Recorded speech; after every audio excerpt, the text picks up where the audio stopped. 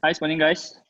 So I guess everyone here, I'll start the slide for today.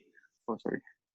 So okay, welcome to today's HubSpot user Kuala Lumpur this meeting. So today's session is about supercharging your brand with ultimate tactics to become a customer magnet. So in today's session, you have two main speakers. One is myself for the second speaker, and my partner here, Daniel, will be main speaker. He will be talking about the holistic branding, and on my end, it's about the inbound strategy, right? So let's just start with introduction of Hux again. So, today we'll start with this. Basically, today the housekeeping matters. We're looking at the meeting will last about 1 hour or more until 12. So we try to keep it short. Don't be shy again. Open up your webcam, get to know each other, chat with each other. If your mic is during a session, you can mute your mic. But during a Q&A itself, feel free to open up and then ask questions around. So we will appreciate that. Will be until the end of the two sessions, right? And then most importantly is that there's a chat function over there. Chat with each other. There's about learning, about sharing environment for everyone. Okay, so I'll start with the Hub. So welcome. So some people are new, not sure what is a HubSpot user group. So HubSpot user group for Kuala Lumpur itself is mainly in an event for people who uses HubSpot or non-HubSpot users or some sort of a digital marketer or business owner that wanted to to network. Number one, connect with your local community. So it's about fostering communication with marketing professionals across Malaysia here. And the second one is about the learning from the experience and the knowledge people in this area as well. So you have corporate users, you have SMEs users, marketing guys. Feel free to share, some of the tips and knowledge about. So this is our key goals of HubSpot user group. And then the last part is, after this session, we also want you to have an actionable plan to help you to grow better. So in my session about how to plan and also create the inbound marketing strategy, we will basically relate a bit of technical areas into HubSpot. So if you're a HubSpot user, great. So you were able to see like how can you use the inbound strategy, and then how do you apply it to your businesses, right? That's for it. And my speaker here on Daniel, you're focusing more on the branding and the holistic marketing overall. So I think without further ado, I will welcome Daniel here. To the next one. Right. Okay, so I hope you guys have your coffee. All right. Keep my session a bit exciting. Okay, so welcome to Basic Branding Marketing. It's a brief introduction, right? By Dan. Right, so our vision is to build brands on the way to the work. So basically, brands are supposed to be human, and this is the sole purpose of my company as well. All right. Okay. We've been involved with, very lucky to be involved with a lot of our brand partners. We deal with quite a lot of Berhards as well, from startups to Berhards. So branding is sort of a full scope presented to all industries, right? Okay, so to kickstart this issue, right, this holistic methodology, right, we need a little bit of alignment here, right? So let's talk about the big problem first, right? And this big problem, I think, is shared throughout every industry. Every brand sort of faces this, especially during our current pandemic, right? So the level one question is, how can I get more sales, right? And I think this is the number one question that most businesses, businessmen, marketers ask, right? Salesmen, right? How can I get more sales? But how can I get more sales? It's generally a very basic question. So I think like you guys here in Hux, you probably ask this level two question, which is, how can I build an automated revenue generating system, right? And this is sort of like the goal, the higher level, right? Instead of just relying on your sales people to do sales, you're really thinking about building systems, right? Whether it's training your sales team, whether it's building a automatic marketing system, whether it's integrating an entire brand and marketing systems together, right? But this is just level two, right? And the actual goal here, right, is to build the level three, solve the level three problem. Is how can I build a brand that everyone cares about, right? And if you think about this question with your whole heart, right, the question is really big, because I do think that locally there's a lot of brands who have not yet really achieved this. But there are brands that we all have favorites for, right? Example, like I believe there are Apple users here. You guys use Apple. I'm also an Apple fanboy. Aaron's also an Apple fanboy, right? So let's say if Apple were to die today, right? What happens tomorrow? You probably get a huge hoo-ha, right? People will be going crazy, like, oh, there's no Apple replacement, things like that. So it goes on to many levels of different brands. It can be fashion, can be, F&B, any brand, or Google, example like Google, right? If Google were to die today, what happens tomorrow? All right, chaos, right?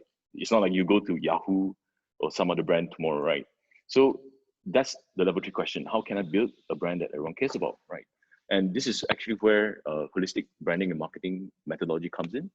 Of course, it's not an easy process, but in today's session, we'll sort of walk through you the basic fundamentals, the concepts, so you kind of understand how this works, right? Okay. Oh, sorry. Yeah. So I understand that in our industry, right, in terms of marketing and branding, there's a lot of different thought processes. Everybody's using different lingo. There's a lot of different explanations towards the differences between sales, marketing, and branding. So in part 2, before we talk about the methodologies, right, we really want to sort of get this alignment. Basically, really understand the differences between the 3. Okay. So this is sort of the triangle of revenue-making business activities. Am I right? So this is sort of like besides financial management, operations, whatever activities that you have in your business. But this is sort of your revenue-making business activities, right? Every brand, every business relies on these 3 golden triangles, right? These 3 core departments also, right? Sales, branding, and marketing, right? Sales, of course, is the sort of the result of your entire effort, your systems, your culture, right? And branding, marketing, sort of like the base. Okay. So to align again the key differences, because I personally think that, right, for brands to really grow, to sort of overcome certain obstacles, it's important, right? It's crucially very, very important, right, to understand how to optimize or use these 3 components differently, right? So I've created a very short story on how this would work. All right. So basically, example, right? So this example here, this is your business. You have the orange representing your territory, and you sort of want to invade the customer's land, right? So the customer is represented by the white area of space. Okay.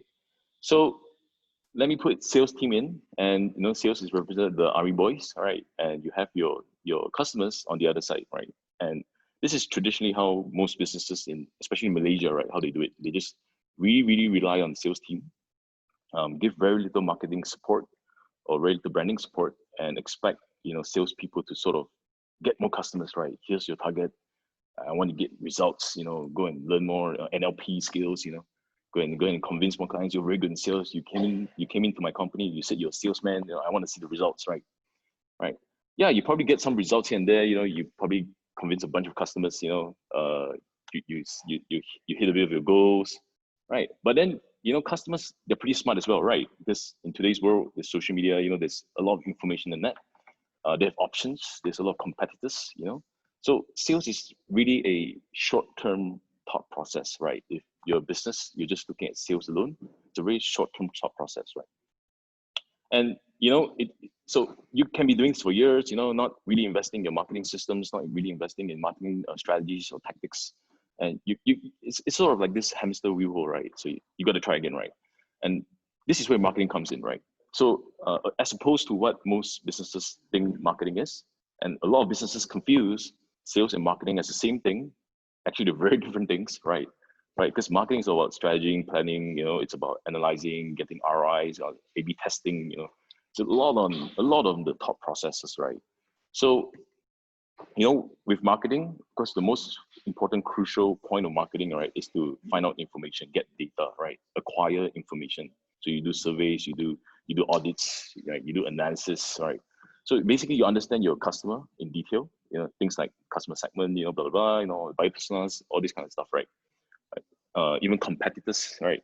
So suddenly, right, your sales team becomes a little bit more equipped because you can sort of prepare more collaterals, right? More strategies, right? More tactics, more tools to combat or convince your customer, right? And that's the whole game of marketing, right? To sort of generate more leads, right? You want to create demand, you want to attract new customers, right? You want to exchange value in the marketplace, right? And this is sort of the base of what sales and what marketing is supposed to do, to sort of equip the sales team so they can actually close sales better, right? Okay, so you get results much better than just sending a sales team, definitely, right? Because you sort of understand. But of course, over time, again, customers also can search for the information. They are also bombarded by other marketers' tactic strategies, you know. So it's also a long process, definitely more effective than just doing sales. But over time, if you're just fighting on marketing and sales alone, it just goes into another bigger hamster wheel as well. Because I mean, I believe some of you have been through that as well. Example, you have been doing a lot of ads, you know, you do a lot of marketing campaigns, you know, your ads are not performing, you know, you've tried different various creatives, you know, you copy paste from different ideas, you know, you tried various campaigns, maybe you've tapped into different marketplaces, you know, different channels, you know, and it's not marketing versus other people's marketing, you know, it's pretty tedious as well. And sometimes customers sort of, you know, have the upper hand, you know, after they can compare between all the different promotions or different tactics, you know, right? And so this is where branding comes in, right? And of course, I'm not saying that branding is the ultimate savior here. It's just that when you understand how to use these three things together, right, acquiring new customers is so much easier, right? So what's the difference? What's the actual meaning behind branding, right? And most companies, most businesses, especially in Malaysia, again, confuse branding with advertising, with PR, with building an image, right? Logo design, right? But it actually goes beyond that. So when marketing teams sort of understand, you know, it's important to integrate, you know, purpose, belief, and culture into the business as a whole, right? You have your brand, right? Just a note here, I'm not using America because I support America, right? It's just that America represents freedom, right? The democratic values of freedom. So it's a very good example. Plus, they have a very cool Captain America icon there. I think it spices up the deck a little bit, right? Okay, so you see, from this visual here, right, you can see branding sort of gives that belief system, that purpose, that the value system, right? So your customers, right, can understand what you stand for. What are you different? How you plan to transform the world? Why should I pick you over your competitors? So it's not a price war. You know, you're not fighting on price. You're not really fighting on who's doing better ads or whatever. You're really fighting on belief systems, right? And this is not, we're not talking about big brands or small brands here. It's the same. Branding by nature, right, does not follow whether you're a big brand or small brand. It's really the essence or the purpose of it. So I'll give you an example. Let's say if you say you're loyal to Apple, that's a big brand, right? But you could be loyal to a very small mama shop, right? But that particular mama shop could have a particular belief or vision. Maybe they believe in selling the best tandoori, right? Or they believe in, you know, infusing, selling you North Indian cuisine, you know, things like that, right? So, or the best naan bread, right? And that naan bread could come from a belief where they believe that everything has to be handmade. So branding is sort of the human factor in your business, right? So, you know, when you do branding, especially when integrated with marketing sales, right, it becomes a very powerful influencing factor because you sort of influence behaviors and perception, right? So your customers sort of pre-buy or buy into your belief, your story, right? Your story, your positioning, your essence, right? So let's say, for instance, this diagram, right? So, you know, this army, your business believes in freedom, you know, maybe the customers don't believe in freedom, but after you sell them that philosophy, that belief, you know, there are people who sort of will convert as well. And if you notice in a lot of brands, they do this all the time, right? You know, Starbucks doesn't just sell coffee; it sells a very comfortable space where you can meet friends, you know. And of course, slowly they upgraded, you know, and they have now they're doing a lot of things like selling coffee all around the world. So they give you a taste of global coffee, you know. They integrate into local cultures. They go beyond, they even sell all these tumblers. So they create a cult of design, you know, like if you want to bring special tumblers back home, you know. So it sort of takes the coffee culture and integrates it into your daily life. So it's not just some average normal kopitiam, you know. So branding is really on that influence point of view, right? So of course, with these three together, your sales team empowered by the brand, by the beliefs, the marketing strategies, the tactics, the optimizations, the research, the data, right? You have all this, right? And it's so much easier, right, to sort of conquer your customers, right? To influence your customers, right? And I do have to note, right? Again, this tree, just to highlight this, they cannot exist without each other, right? If your sales team has no marketing or branding, they feel not prepared. It's pretty normal, right? If you hire a new sales guy and you just give him, you just study yourself, blah, blah, blah, no training program, there's no culture, there's no onboarding for a day or 1 week, there's nothing, just I pay you, I expect you to do your work, get the targets, there's no marketing collaterals to support, there's no marketing plan to follow, nothing is there, there's no whatever, right? He's not prepared, right? All right, and it's the same with marketing, right? So if marketing, even though you have the strategies, you have the tactics, you have the plan, you have all that, but you have no sales team to sort of close the deal, to give that human edge, or you don't have the brand to sort of highlight the beliefs and positioning, it's just a bunch of tools, right? It's just systems, just empty shells of logics and data, stuff like that, right?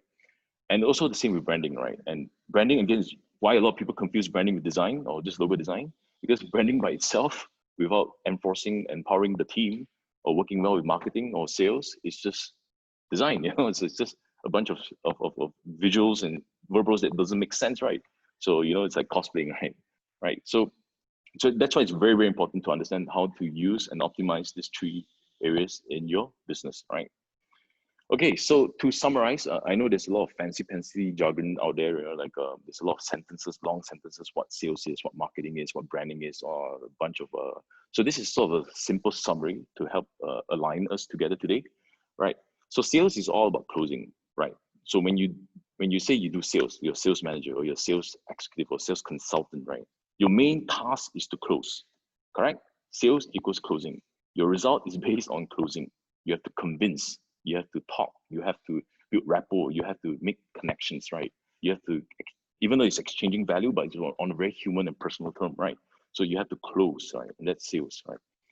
Marketing, right? Of all the tactics, all the strategies, all the demand creation that you do, all the attraction, whatever plans that you want to do, whatever go-to market strategies or channel distributions or whatever things like that, right? Your main goal is to generate leads, right? And lead generation is sort of the result of all your entire strategy and effort. So this is where when you have good leads or you have leads for your sales team to close, right? And again, marketing, those of you who are in the sales and marketing department, again, my advice is don't confuse marketing ROI with sales ROI. It's two very different things. Marketing should generate leads, should create demand. Sales should close the deal, right?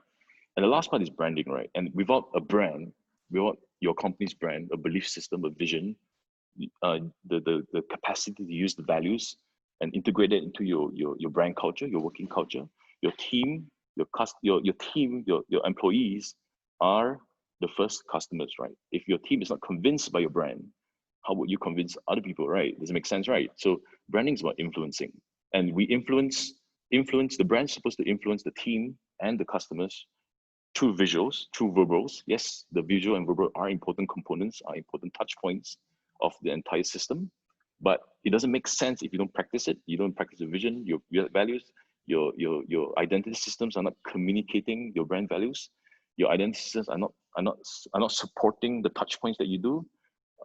Your social media and everything is just doing a lot of advertising, a lot of hard sell factors, right? So it's about influencing, right? So another example, because branding is a bit abstract, right? So another example is, I believe some of you here would never buy a Harley, right? So if you were to buy a Harley today, or if I were to give you a Harley today, right? You probably, what would you do, right? You wouldn't just wear slippers and drive your Harley, right? You get a leather jacket, you might as well get a tattoo. I love my mom, right? So the Harley bike, even though it's just two wheels, an engine, right, will influence you to behave differently, right? And that's because Harley has a belief, and that belief is influence. So when you put these three together, at least marketing, when you do the lead generation, it's a lot more precise. It's a lot more, there's more quality because the brand is there to support the marketing in terms of their activities as well, right? You have the guidelines, you have the belief systems, you have the things, all these things work together, and therefore you get your revenue making system. All right, cool. That's pretty cool, right? Okay, and so this is part 3, the part that you guys are waiting for. Okay, but this again, just to highlight here, the methodology that we'll be explaining today, it's not super in depth. It's a general diagrammatic concept of what the methodology is. So because we only have like 45 minutes or 30 minutes together. So if you'd like to learn more, we could always talk later, right? But just to get you an understanding of what the methodology is like, right? So we talk about holistic marketing first, right? Before we go into holistic branding or holistic marketing branding together. Right, holistic marketing refers to a marketing strategy that considers the whole of a business, correct? If you're a marketing team, you're part of the business, right? And this is the misconception of most businesses is marketing is marketing. Marketing exists as marketing, or marketing exists as sales and marketing, right? But holistic marketing consumes the entire business. You have to know what the business leaders are talking about, the owners are talking about, the business as a whole, competitors. So the business is you are marketing, right? And all the different marketing channels as a system. Under this approach, a business with different departments come together. So marketing has to work with many different departments to sort of optimize what holistic is all about, right? And as a result, departments collaborate in an interconnected marketing activity. So there's a famous saying as well, marketing is not the role of the marketers, it's the role of the entire business. So how do we explain this? There's a simple diagram that Launchpad has done, right? So there are 5 areas of marketing that we look at in terms of holistic marketing methodology, right? First off is relationship marketing, right? Second, integrated marketing. Third, inter-marketing. Fourth, societal marketing. And fifth, performance marketing. Sounds very, techy, a lot of concepts here, but let me break it down to bite-sized pieces for you guys, right? Okay. So relationship marketing is all about becoming human. It's about how do you engage your customers on a personal level. It's the customer-centric sort of model, right? But when you do this, when you talk about this, I believe, I know you guys have buyer personas and things like that, customer journeys, all this comes part of the relationship marketing. How do you, after sales, before sales, during sales, all these things come under relationship marketing, right? Integrated marketing, right, looks at a lot of factors. Some people say, oh, inbound's the best, outbound's the best, push and pull, it's actually it's the entire thing, you say print or digital, now everything is digital. No, if everything's digital, right, why would Apple still invest in billboards, right? It doesn't make sense, right? So integrated marketing is the entire ecosystem of how you want to market, right? But your communications method, your products and services, whether it's in the physical world or on the digital realm, or your channels or your marketplaces, whether it's physical or digital, your pricing strategy. So again, integrates every single thing. You consider every single touch point, right? Okay. Internal marketing is because it ties back to what the statement said earlier, right? The entire business is the marketing team, right? You as the marketer is part of the business. So it's not the business owner's responsibility. The marketing is like everything, right? So things like how do you organize, how do you structure down your marketing departments, how do you leverage communication methods, your senior management, how do you work other departments? So how do you build the entire internal marketing ecosystem to sort of support your integrators? We look at integrated marketing, right? HR is also marketing, right? How you recruit people is also marketing. It's a type of marketing, right? Sometimes again, remember your customer, your team, your employees are your first customers, right? So that's the whole thought process behind this, right? Okay, societal marketing goes beyond just customer and internal teams. It goes into a community level, right? How do you want to help society as a whole, right? So of course you have seen certain brands who do CSRs, they call it CSR or whatever, right? But societal marketing really talks about how do you contribute to society at large, right? Whether your brand, your marketing efforts, your campaigns can work on a community level, on a national level, on an international, global level. What brands you want to attach with, things like that. Whether your messages, there's certain social comfort today. Are you a responsible brand? And do you do make plastics, whatever, right? Right. Do you take care of the well-being of the entire society? So that's societal marketing, right? And last but not least, of course, this is what most businesses in Malaysia, we love a lot of performance marketing. I hire you because I want performance. We want to look at ROI performance. Yeah. This is one bit, right? This is one small part of the entire holistic marketing methodology, right? You want your marketing to work full blast. You got to make sure all 5 areas are covered, right? So it's not just performance. It's sort of more like the result of whatever you do, right? So you can, again, of course, performance. You look at ROI. It's a very ROI centric methodology. But it's not the only methodology, right? Again, I like to highlight that it's not the only methodology. Again, a lot of businesses tend to highlight marketing must deliver ROI, must get them. Well, again, the entire business is marketing. So put your heads together, become a good team, like a family, and sort of build this entire ecosystem. So you can see holistic marketing methodology is a very tedious effort. It requires a lot of thought processes. You have to work with a lot of different teams, a lot of different people to make this entire thing work, right? So again, building your business as a holistic marketing system. Okay. So next, we have holistic branding, right? And holistic branding begins with a clear brand vision, one that transforms into an essential paradigm and position as the centerpiece strategy of a business. So what's the difference between this and marketing is marketing is a lot of strategies, tactics, right? But branding is more essence-based, it's more soul-based, it's in-depth, right? It's internal, it's like a different dimension, it's like the soul. You have holistic branding as the soul, and you have holistic marketing as sort of tangible. So one's in the physical realm, one is in the spiritual realm, in that sense, all right? Okay, your unique brand identity becomes the result. Again, the identity is a result of your brand culture, promises, and experiences. So doing branding is not, I want a branding, give me a logo design. That's not branding, that's just logo design. Don't confuse the two, right? It's a result of your culture, your strategy, your DNA, your beliefs, your values, right? All these things put together, the identity represents that. Right? Very important, right? And in turn, the brand becomes an inner perpetual force that aligns, drives, navigates the business forward as it influences behaviors and beliefs, right? So this is very, very important, right? When you work in Harley Davidson, you got to be a badass like the Harley Davidson guys, right? When you work in Mercedes, you got to be a bit luxury, a bit posh to work in Mercedes. You want to work in Google, you got to be a data, nerd. You got to know all the information. You got to be, organized information guy. That kind of thing, right? So you work in Disney, you got to be magical, you got to be fun, things like that, right? So the brand again drives the business forward through that sort of soulful spiritual force, right? And holistic marketing as the entire system that helps you generate leads, demand, understand the market, basically push your brand out to the world, right? Okay, so thank you, man. We have a simple way to explain this. Again, holistic branding methodology comes in simple 4 stages. There are some people do 5, some people do 6, right? But we like 4 because I think it's pretty simple, right? So again, the first phase is on planning. Again, brand strategy is something that most businesses neglect because they think, like I said, I repeat, branding is just the design. It's not. That's phase 2, right? But you need to know your strategy. You need to know your DNA. You need to know your purpose, right? What's your 100-year purpose? What's your vision, your values? A lot of businesses don't even know how to use vision, mission, values. It's just there. It's just statements, right? It's just statements cast on stone. I put it on the poster just to impress my visitors. That's it. But how do you use the values? How would HR extract the values and turn it into tangible culture guidelines, right? Or system or training programs, right? So your strategy has to encompass, like if I were to ask you, if let's say, if today you were a food business, you are what? If I say fried chicken, do I think of a brand? If I say, let's say if I say like digital marketing, do I think of a brand first? So what is your promises? What differentiates you? So strategy is about really talking, planning, and strategizing your business on a very human level to communicate with them. You get my point? So it's very intangible, but when you go through the strategy systems, the methodology, right, it becomes a lot more tangible because we have things like brand architecture, where we organize your sub brands and how you want to trademark your brands, how do you want to behave or talk to different target audiences.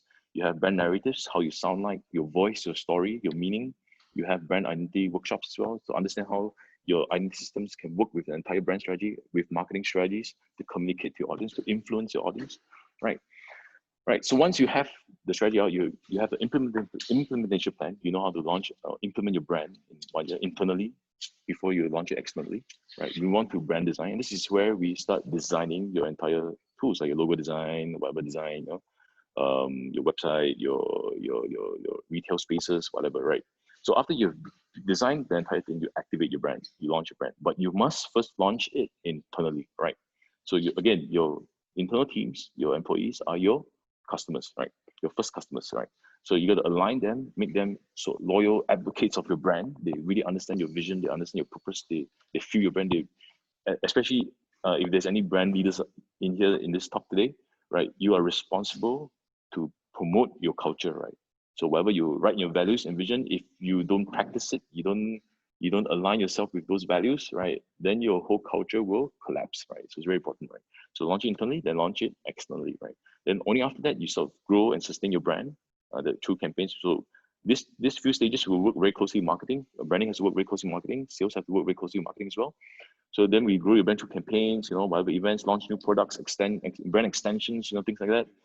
Then after 5-10 years, when market has changed, you achieve a vision, or you have an issue and you restructure your company, then you rebrand again. And if you think about rebranding, there's a lot of businesses who do rebranding. Particularly example like McDonald's. You look at a lot of big brands, Starbucks, McDonald's, they all rebrand. Apple, they rebrand. But rebranding is not just a change of logo. It's the change of entire holistic marketing branding systems. You're basically changing your entire business strategy. So you change an image, right? So the best example is like McDonald's. Do you guys remember the clown? There used to be a clown, right? This weird looking clown sitting on the bench looking at you. Every day you come into McDonald's, there's a clown that says, "Hey, sit next to me," right? And probably some children be running away. Looks pretty freaky, right? Right. But now there's no clown. Where's the clown? Right? Nobody's questioning where did the clown go, right? And what replaced the clown? McCafe, right? McCafe replaced the clown.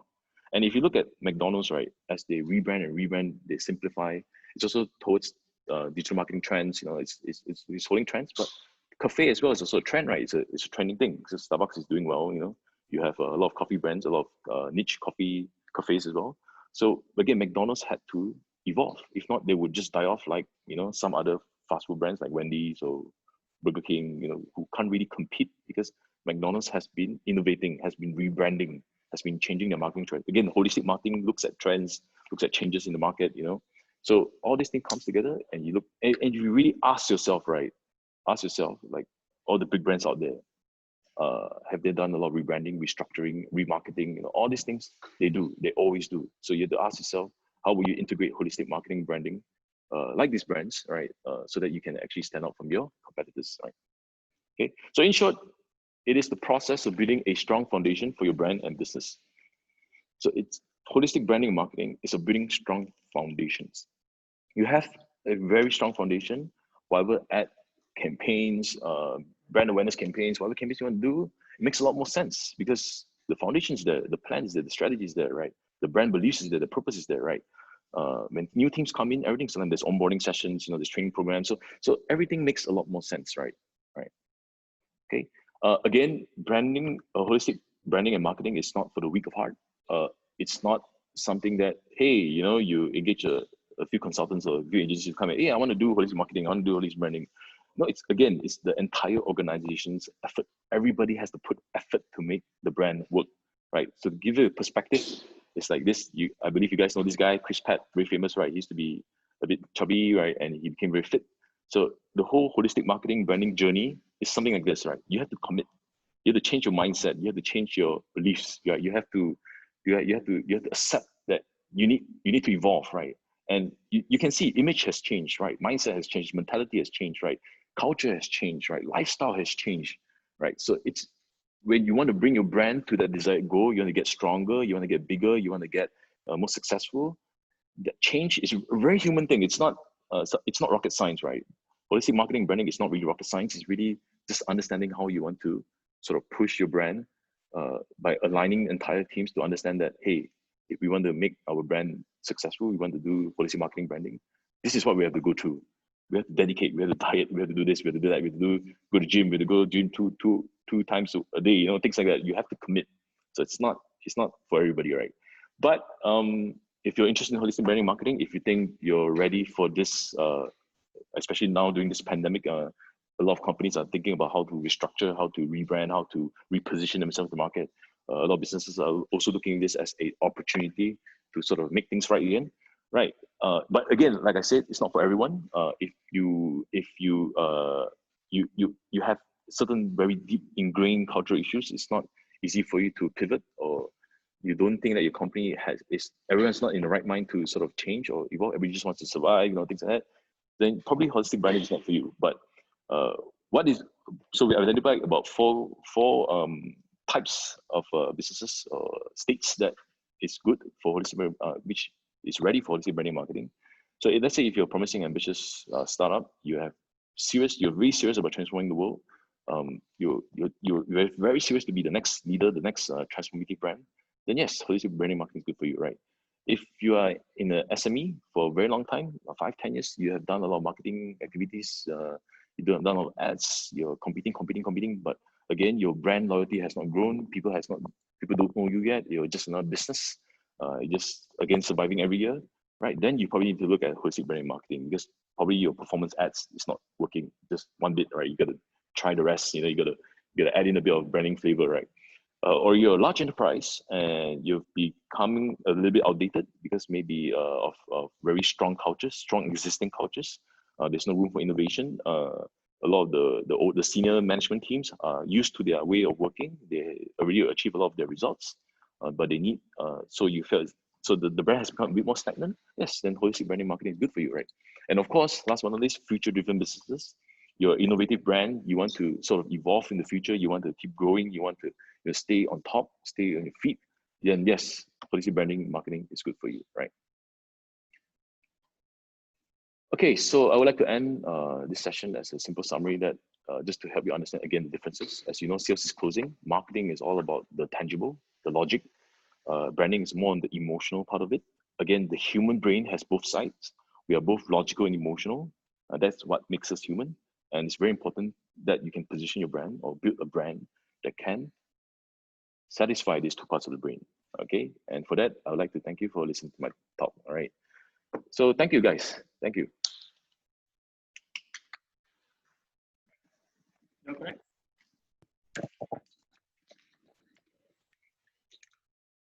Thank you, guys. Thank you, Daniel, for the session. And if you want to connect with Daniel, so I guess there's a QR code on screen, so which you can just whip up your phone, if you're an iPhone, you know, just open the camera app itself, scan the QR code. I guess you brings you up the LinkedIn app.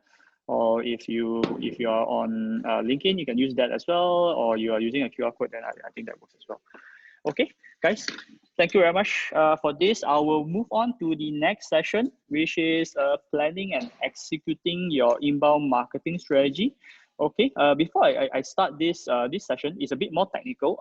Just want to know a bit here, how many on I mean participants here are a HubSpot user? Maybe just like, you know, type in your chat, just type in one or something like that. HubSpot user, right?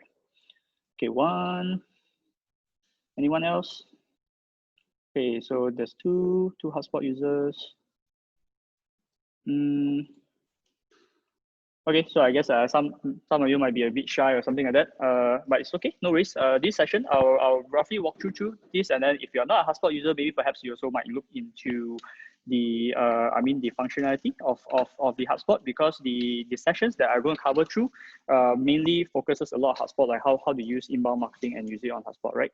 So, and again, welcome. My name is Aaron. So I'm basically a managing director of an inbound consultant for Launchpad, and I'm also the HubSpot user group Kuala Lumpur leader. What it means is that on the quarterly basis, we actually organize free sessions like this for HubSpot users or non-HubSpot users. Comes in, you know, come and join the session, learn a bit more from thought leaders. You know, like myself, I invite Daniel here to speak on behalf as well. We will get more speakers in the end, and what you're gonna have is the after the end of this session, we will have a particular kind of like a link for a survey. Feel free to fill out the survey, and then to know like know what kind of contents do you want, you know, what kind of speakers do you need for the upcoming sessions. Then we can invite them over, right? And on screen, what you see is basically my email and phone number. So if you need anything after this session, feel free to reach out to me and to connect with me as well, right? Okay, so I'll go in depth into today's session about inbound marketing strategy. So basically is you look at 4 key components about the inbound. One is the planning, the creation stage, and then the follow-up, which is to analyze again, you know, the results that come from, and then lastly, you want to optimize the campaigns, right? So inbound strategy is about these four main key process, and it's sometimes a bit more complicated than we think. Is because there's a lot of things to do, right? So the general rule is that we will focus a lot on the planning stage. So I'll quickly walk you through that in a short while. And before I start, some questions, right? I'm not sure in the crowd here you have like, what is inbound marketing, right? So in short, is pull marketing. For those of you who are not sure what's inbound marketing, I guess there's Google there. Go ahead and Google up for a topic. I will not go in depth into this because we should really go to the planning component, right? Now, step 1. So in order for you to run your inbound marketing strategy, it's about plan. So about planning, what do you do about plan, right? So from a high level up, you want to look at SMART goals, right? Some of you might know what SMART goals is about. SMART goals is about these 5 key things. specific, measurable, attainable, relevant, and timely. Some of you might use this for your other marketing campaigns, or we might using for your business strategies. Great, right? So all of us, at least you have all these goals that is break down into these key areas. One is that it must be specific, right? What I mean by specific is that later we go into the session, you realize that the specific component is that like the goal must be what is expected of the goal, like who is the user, for example, what kind of campaigns you do. It must be very specific in nature. The campaigns that you are doing for this strategy, it is the usage is for, you know, to acquire leads or to closing leads. So the campaigns has different sets of level. So when you plan the campaign component, you look at the first part, specific, right? Second, you must have some sort of concrete criteria or measuring progress on how to reach a goal. Or in short terms, you have some sort of matrix. Later I'll share a bit of the matrix component as well. Some of you have like very high goals matrix. I plan to increase like 30% traffic this year, for example, or I want to increase my conversion rate, or I want to decrease the cost of cost per lead per month or something like that, right? So it's something that's measurable. So from the top level down, at least you know it's specific. What kind of target audience looking at? Second, you set a matrix. And the third part is that you sometimes might question yourself, is it your goal should be realistic and possible for your team to reach? What it means is that some business owners that usually sometimes we talk says that, hey, last year I did X amount of sales, I X amount of customers, or like for example, last year I did 100,000, this year I want to do 1 million instead, right? Whoa. So where the million comes in. So we usually want to do is sometimes you want to do some sort of auditing to understand like what is your past record and how do you want to do that kind of traction growth as well, to understand what kind of elements you need to, you know, to have that kind of amount of growth as well. So put it something within attainable standards. I understood some companies want to put very high KPIs, it's great, but again, when it comes to team execution, it should be some sort of realistic areas, right? And it must be relevant as well. Your goal should matter to your business and address a core initiative. What it means is that when you want to do the inbound itself, you must have some sort of thought ideas. When you say relevant, is that you're looking towards your correct target market as well. Sometimes some businesses want to pivot their business, or they introduce a new product line, or they want to increase their extension of a different kind of business. Sometimes the marketing might not be aligned in that kind of areas. Then it sometimes might not be very relevant in per se when it comes to your goals, right? Look at relevancy as well. And time is most important, must have an expected date. So you have a timeline. Most businesses, I guess, they have a yearly timeline, quarterly timeline, monthly timeline. Good. At least you have some sort of expected deadline. In terms of your inbound marketing campaign, your inbound marketing campaign or your strategy itself, you can look at from a high level goal. Is this a 1 year always on campaign, or you can break down into quarterly chunks with coupled with some sort of promotions as well, right? Look from that area or angle. And once you set up this particular SMART goals, we want to look into the key component of the inbound marketing, which is the second part, which is a measurable area, right? So you have your goals, you know who's your roughly your personas, you look into your key metrics. Businesses, or I say marketers, generally has goals for the year, right? For example, visit, contacts and customers, right? It relates to each other. Focusing on one of these segments actually gives a very clear vision of success. What it means is that your campaign should be specific target. For example, you have a campaign that is very target to increase your this year's for example, traffic, your visits, right? Some campaigns is smaller on a granular level, on a quarterly, for example, the increase on a conversion basis. So identify a bit of your key matrix. Again, if you look at traffic, visitors, if you want to focus on visits, if you are just getting started with website. So how do you apply in terms of like your overall strategy? For new businesses, startup, in the shorter term, look at increasing the amount of traffic, look in terms of increasing visitors. Spoken to businesses that actually just start up, they're expecting sales out of the box. It might work or might not work. It really depends how bombastic or what kind of viral campaigns do you do to hit that. But in short term itself, you might look into certain key metrics, for example, like visitors to your website, right?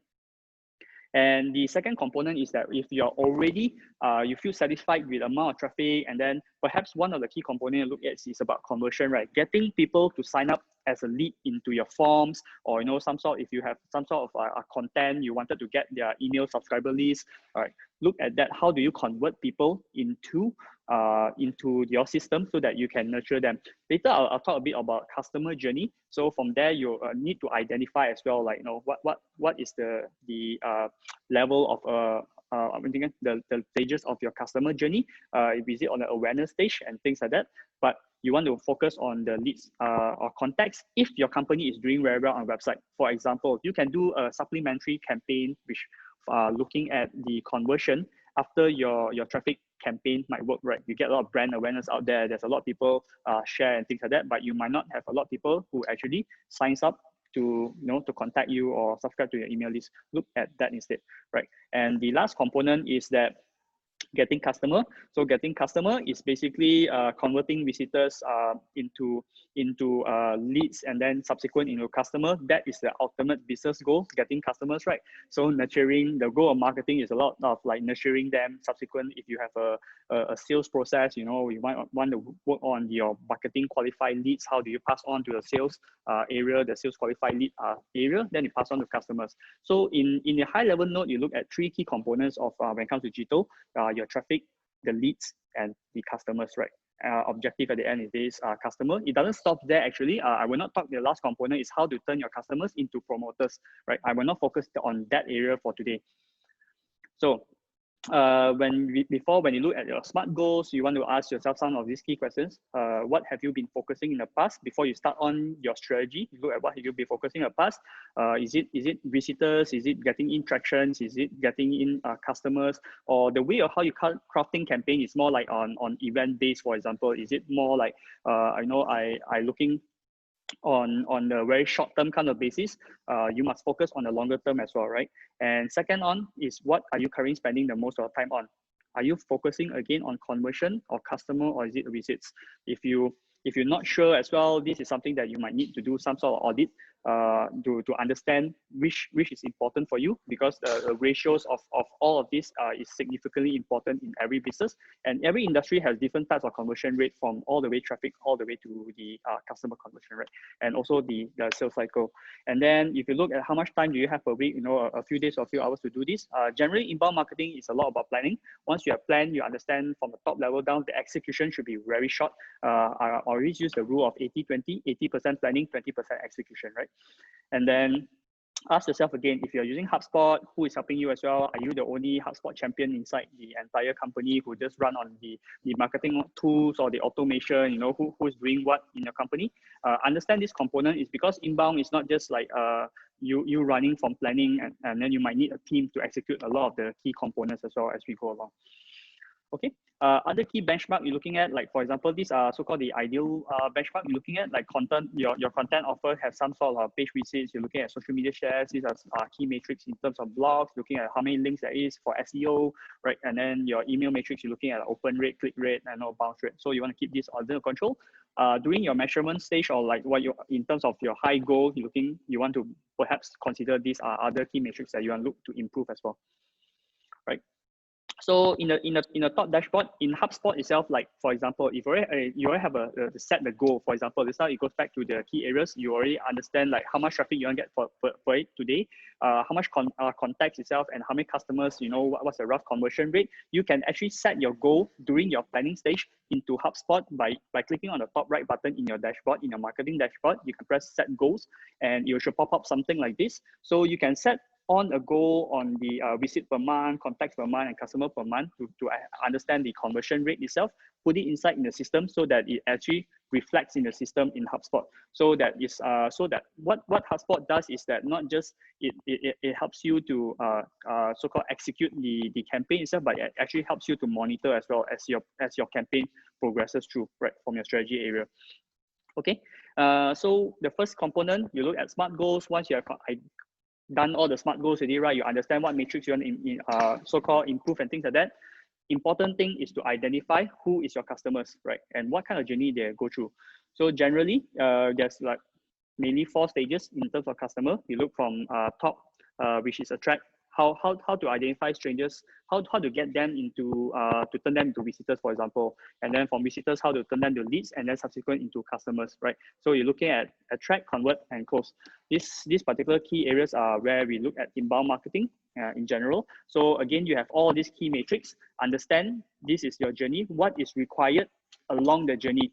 What kind of content along the journey to do? So first thing is to understand the thought process of the customer journey. And then you map it out into different type of segment as well, because now it's more like the stages. Now you look into the stage of the customer, right? Is it on the awareness stage? Awareness stage, it means that, for example, I just first heard about a brand, but I don't know what you're offering about, right? So there's more like awareness. Consideration is more like, oh, I understand the what do you call the what are you offering, and then maybe perhaps they has that same problem as well, and then they might consider you as part of the solution. So they are in the consideration stage to do a solution to it, which means your brand provides the solution to the end customer. So in the consideration stage, what content, what kind of information will be required to give them to consider you in the first place, right? Right. And then the last component is a decision stage. Some of you might have a sales team. This is usually where they hands off to the sales guys to take on, or this lead is they are actually considering our company. They submitted a form, great. And then what kind of items do you need, or content do you need for them to close them, right? So you see on the right, this is generally what we provide along the lines, but again, there's more content process you can look on. So this is a general guideline. Okay.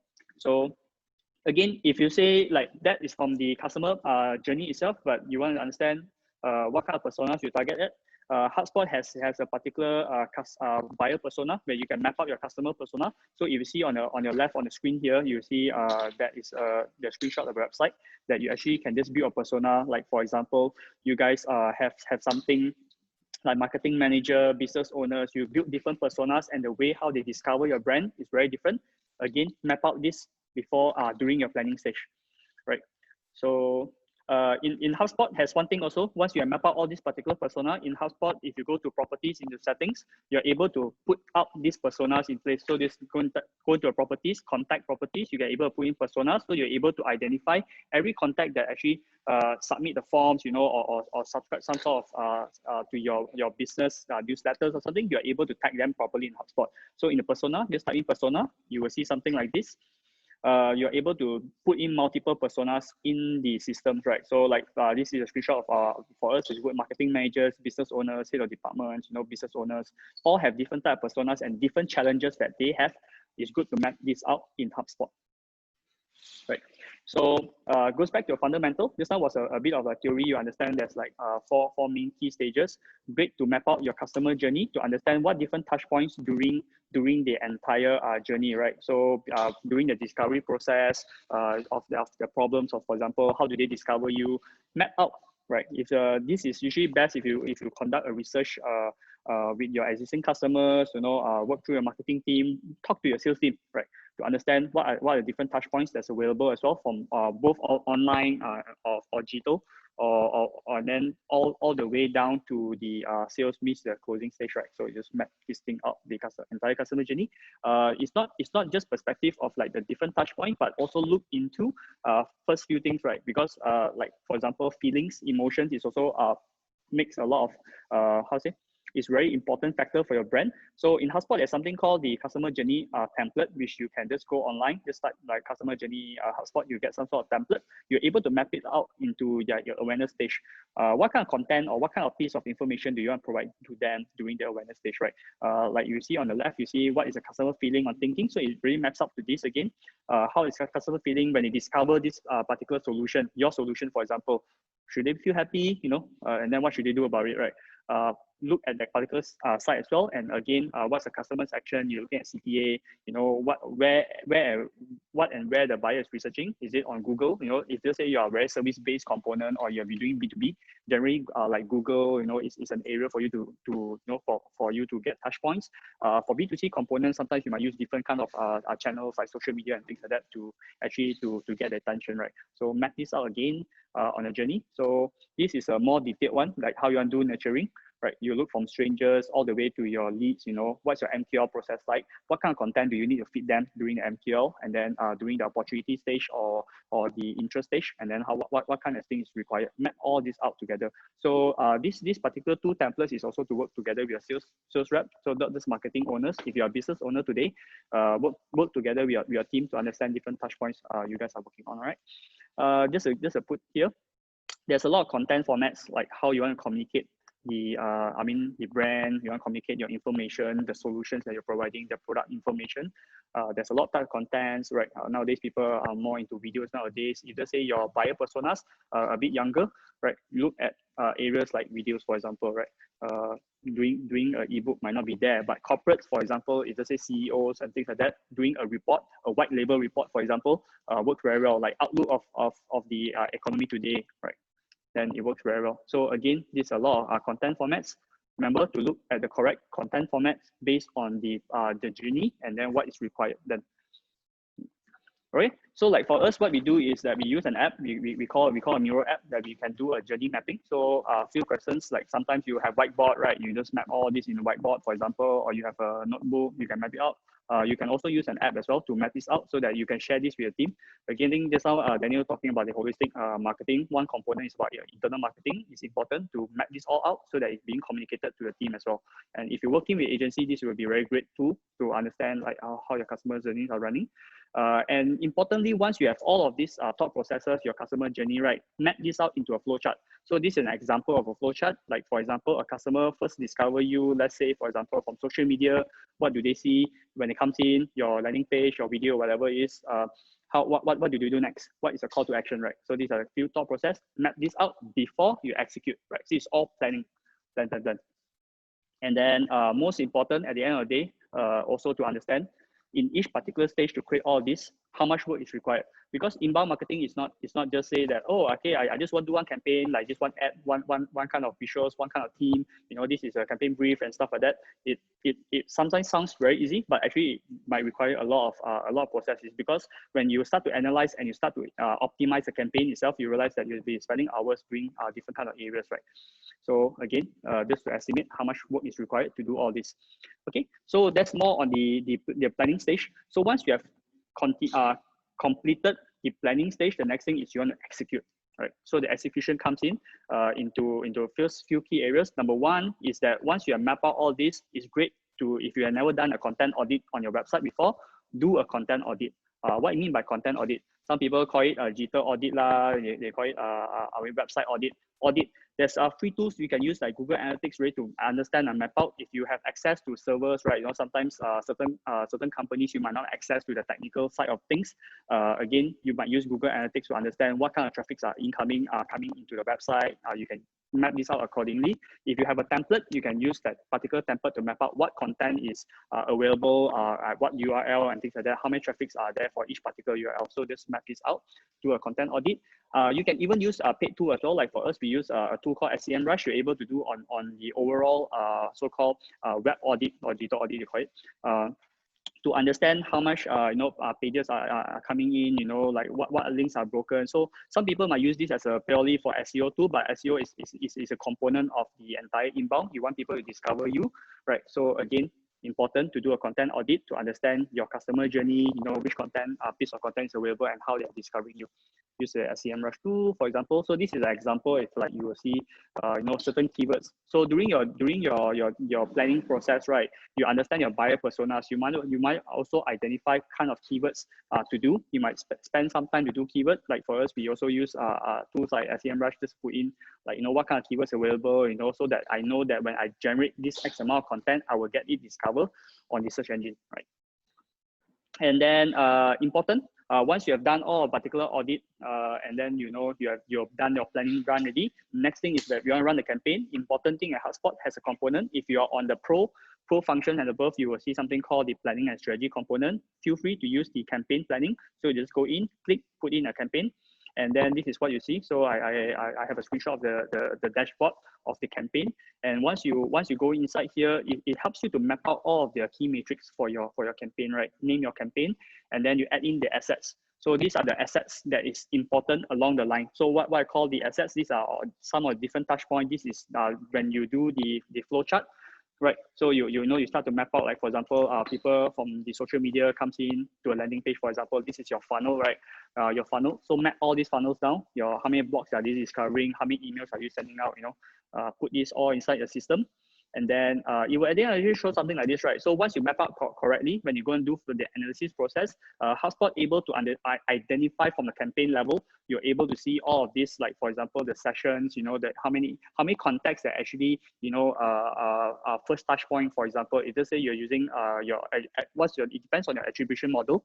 Is it an equal attribution? Is it a first touch attribution? So if you use that particular model, for example, if you see on screen, it's more like first touch attribution. You attribute most of the points in front when you do your inbound marketing campaign. So this gives you a success. Like if you have like 4,005, it's more like your KPIs, you maybe go above, right?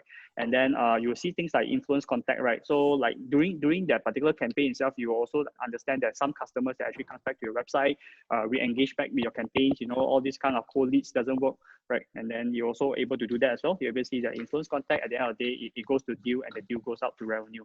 So on the high level itself, HubSpot has this particular campaign planning process, which you can able to use this dashboard on the campaign level, right? And this is an example. So you see something like this, some key metrics. Once you map it out correctly, you add the assets into the HubSpot. HubSpot able to shows you how many, you know, how many workflows, how many emails there is. Then it generates to the campaign success, right? And then important bit as well. So the next part is that you want to look into your SEO. So I'll go in a bit more in depth when you start to do execution, right? So on top level, you start to map out the campaign, and after putting in the campaign, you created a campaign name, you put in a name already, right? Then you start to doing the assets. Sometimes you want to start with maybe, for example, from the SEO perspective. Again, you did keyword research. Put in the keyword research into HubSpot itself to understand how does your keyword interrelated with each other, right? Or HubSpot also able to give you titles, you know, to hit your buyer personas as well. So you have like on screen, if you want to rank for big data, for example, you might come up with articles or pillar page or pillar contents that you want to do is what is big data, for example, you know, how to use BI, how to use intelligence, what is the definition of big data, map this out in HubSpot so that HubSpot able to, you know, help you to push this information and help you to, you know, to map out, structure all of your SEO strategy itself into a system, and you're able to look at metrics and whether you know that it's performing well, right? And then you start to go to blog, for example. So you're done your SEO. These are the things I want to map out, and you start to do your blogs, right? So in blog, HubSpot has a particular function as well for you that uses other systems, CMS systems like WordPress, you know, Wix, or you know, some third party or custom build, right? You're able to do that as well. But HubSpot, if you're on the pro level and above, there's a blog function. You can use this for blogging purposes to get in the traffic, right? And then you also might use this email marketing site as well. For you don't know that HubSpot actually has this pre-built in as well. So if you're a starter, you're able to use it as well. If you're pro, you can use it. Some of you might understand might use different systems, or you use different marketing stacks. For example, you might use MailChimp. You know, you're also able to connect to HubSpot. If you say you are not in these systems, right? Right, so you must start to do your email marketing, you do your landing pages. HubSpot has a function called a CMS hub. So if you're on HubSpot, you want to do landing pages, you're able to design it yourself using a drag and drop function. And there's some teams as well, you're able to do this within HubSpot, right? And the forms. So the important components, like how do you capture leads? How do you get in people that's interested to your business? You can use the form function as well. And then at the end of the day, important thing when you do the form is always to customize your properties. Again, remember who's your buyer persona. From the buyer persona, the forms should not be too long in length. So your personas might not want to fill up so many things, right? It's like, if they say it's during the awareness stage, you ask too much details in the forms, they might drop out straight away. But if they say you are doing a decision stage, you know, or they are in the consideration stage, asking more properties or more questions or more, you know, the kind of areas is good, because you want to identify and qualify your clients further, your prospect further. So you just remember to customize your properties here, right? And one other key areas in HubSpot, you're able to do the call to action tracking as well. So if they say you have like, for example, download an ebook here, put in, you can create a CTA in HubSpot. So that particular button, you're able to identify how many people has also clicked on that button. So that can be a matrix, right? Sometimes if they say your tracking is not very well versed or didn't put it well, for example, this will help you to know how many people actually click on the button. Okay. Last but not least, you look at marketing automation. So you did all of the assets, right? You put in all the content and things like that. Great. Important thing to automate the entire thing. Make sure that you're based on your workflow, build your marketing automation from there as well, right? If a first customer comes to a landing page, fill up the form, what do you do next? You send an email, right? First touch point. And then what is next? If a customer didn't open up an email, what do you do? Then you can send a second email. So you can use a marketing automation bits in HubSpot. This function is available for pros and above, Marketing Hub pros and above, right? And last but all, once you have done all of the campaigns, you've done all the so-called the content, all mapping out already in the campaign. Yep, it's time for you to launch. Remember, for you to launch that piece of article, or you do a landing page or you do blog, right? You post it up there. Important thing again, SEO will kick in later on, but not at fast. But to build up momentum, to build up speed in the early days of campaign, do also use paid publication as well. So you look on your left and right. So these are all sponsored posts in Facebook to hit your personas. So this is generally you're able to circulate this within the social media eco, right? So that people sees your offering templates, and then it fits part of your what do you call again? Your lead generation area. Right, so it has one another. Okay, so the third component is that you need to analyze. So you have planned, you have executed it, and then the last component is to look back, analyze, and review, right? So the review component, look at key important metrics: visitor to contact rate, contact to customer, visitor to contact, click-through rate, submission rates, email rates, open rates, click rates, engagement rates. So these are the typical important metrics at least you need to look at on a campaign level. You may have more granular kind of different type of metric, really depends on your business context and industry, but marketers generally look at this, right? So in HubSpot itself, you are able to monitor all of these via dashboards. So if you have a dashboard function, put in your dashboard. Your bosses have different kind of dashboard. As a manager, you might want to see a different dashboard, and from an executive level, might want to see a different type of dashboard. Custom this into your monitor, into a dashboard. You're able to monitor as well. Do use the analytics tool as well, right? So one of the key functions of HubSpot, why the paid premium, right? I guess a lot of you are on HubSpot itself. You look at the analytics. Remember to use analytics because it's important to track and analyze, right? There's traffic analytics, so you're able to see the traffic analytics. Where does your traffic coming from? For example, is it on a paid search? Now you're looking on Google paid search, or is it organic? It means your SEO is working. For example, right? You look at email marketing. Right? Does the email convert people? Put into this. You're able to see things like, for example, the new contacts and customers. You're able to see the ratio from which channel works as well. So from a high level down, the traffic analytics components for HubSpot provides you a large overview. For example, where are your marketing efforts on, and then which a certain channel that actually gives you a better conversion, you can focus more on that in the future as well, right? And then the last component is on the report library. Sorry, not last component, some of the key components here. Report library. Go ahead and use the report library to map out what is important for you for reporting purpose, right? There's a function for you to also do the automated report to your boss. Like for example, every Monday he wants some sort of marketing dashboard report, right? Use the automated function. Use the reporting library itself. Click, go in, and then you can just automate the entire report to him, like let's say on Monday, right? And important thing as well to also customize your report. Look at what you want to look at as well, right? As marketers, we have a lot of data, right?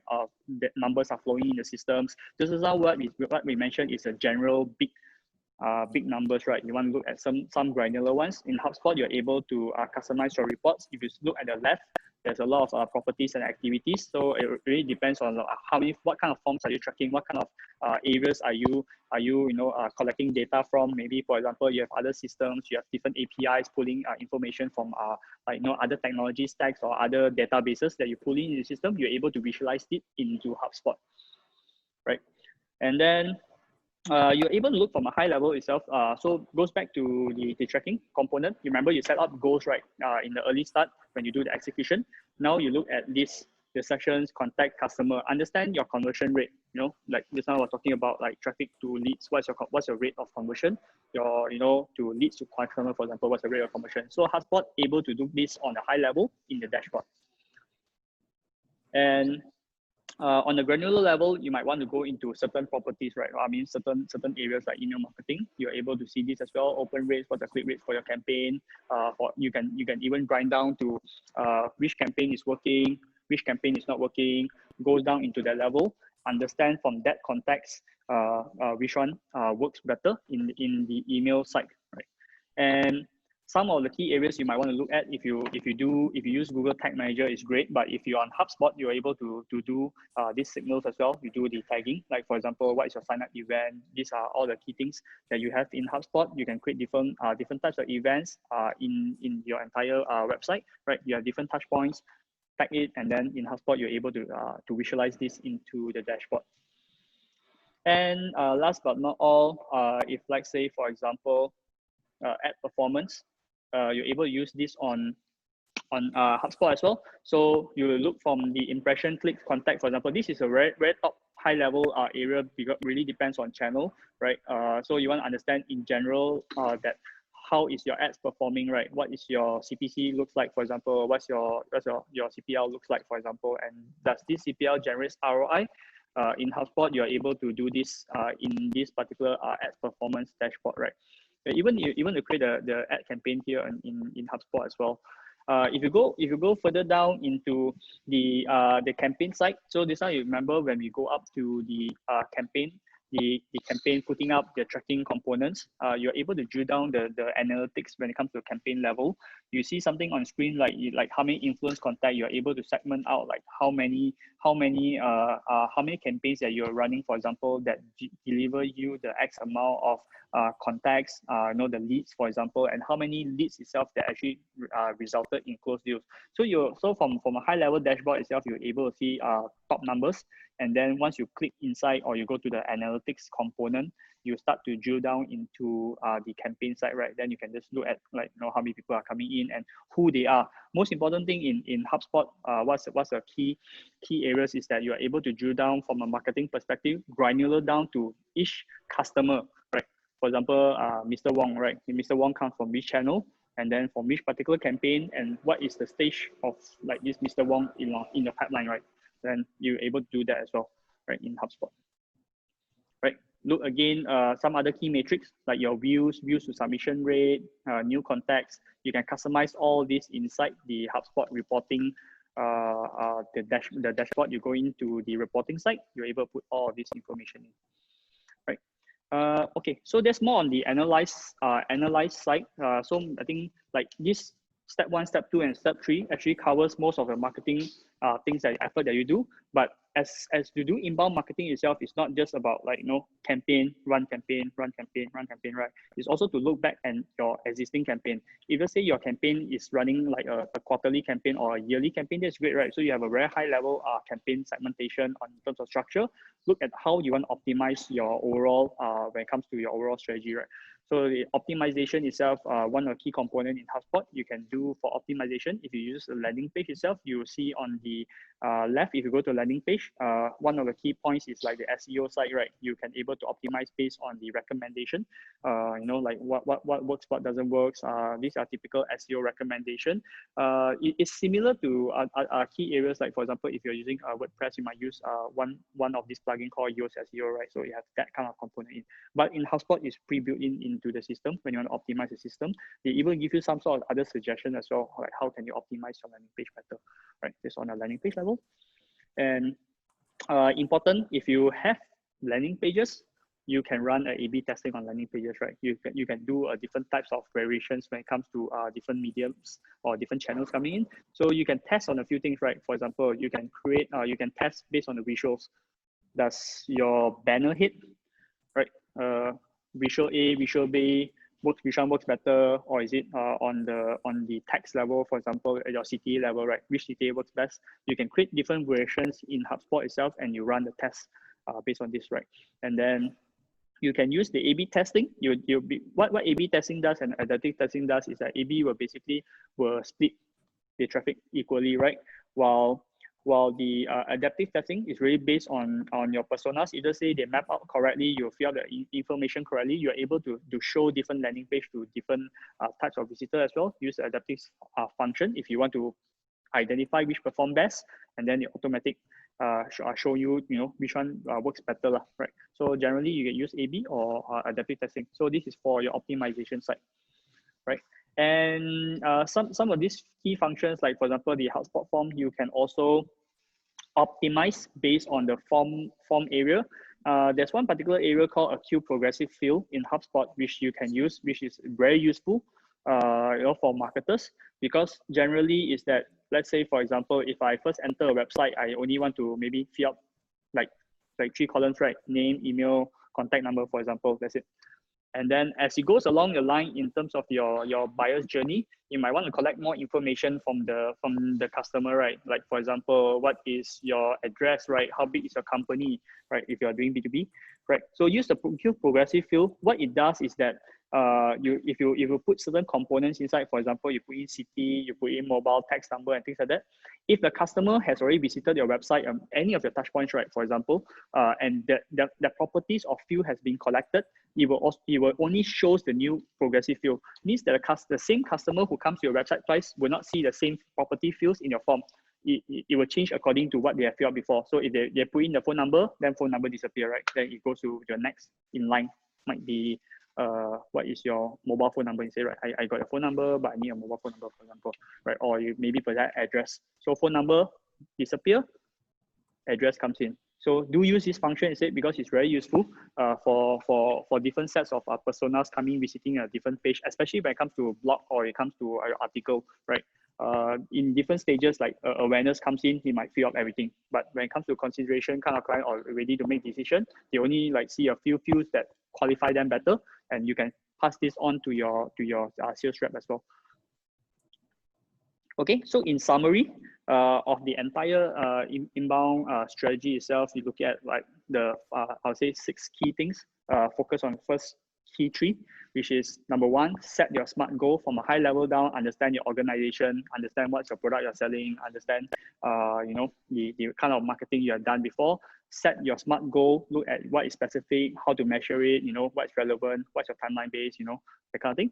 And you define your success metrics as a marketer, right? What's the key things? Do you want to focus this year as a startup? Do you want to focus on getting in more traction, on getting more traffic, or you want to focus on like for example, if you're enterprise, you want to focus on conversion rate itself, or you want to focus maybe for example how to get closing them to be customer. Maybe you want to work with your sales team. So define your sales metrics, and then again map out your buyer's journey and persona. So the bulk of inbound marketing comes on the buyer's journey and persona, to understand who are you talking to, right? And what is the pain points that do they have, and what does your brand give them that value, right? What problem are you solving?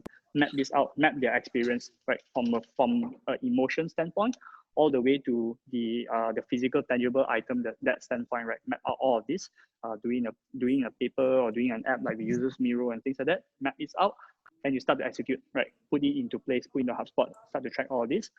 Analyze and benchmark, look at this, like this quarter is performing better than last quarter, or this year performing better than last year. Has some sort of like review session, because your item number 5, your point number 5 is actually to look back at your point number 2 as a marketer, to define whatever you've done, your so-called hypothesis or your campaign expectation. Does it hit or miss? You say hit, good. How can we improve it better? If you say miss in what areas, right? Understand, look back at numbers again, what's the key assumption. You might even do more audits, or you might even do what do you call this kind of customer survey, or you do some sort of revision with customer, or you even do like what do you call this kind of research on your customer. What went wrong actually when you launch this kind of campaign? You get fresh eyes again, or understand why your campaign failed, for example, right? And then the last point is actually you look at all this number, optimize. It's really to optimize in terms of your content, how people are discovering you on the web and stuff like that. Okay, so I think these are the key points in terms of the inbound marketing strategy, from planning all the way to the execution part of it, right? And rule of thumb, again, important, 80-20, the Pareto principle, 80% planning, 20% execution. I see a lot of marketers are very tactical. They just look at execution in just one kind of campaign, but don't think on a holistic view, look understanding from a top level down, what are you trying to achieve overall, the goal as an organization, how does marketing does this, right? Look from there, then you start to plan on the campaign level, right? Okay, I think that's it for me. Thank you very much for this. I guess I'll open up for Q&A. Oh, sorry. So this is a session. If you wanted to know me more, so just a recap, if you wanted to connect me on LinkedIn or something like that, you have further questions, you say, hey, Aaron, this now some of the parts I think I went too fast. or you say I want more clarification, feel free to reach me on my phone or email, or just connect with me on LinkedIn, right? There's a QR code there, right? And then I guess this is our Q&A session, right, Daniel? Yep. So it's I think it's open to the floor. Open the floor, guys. Have any question?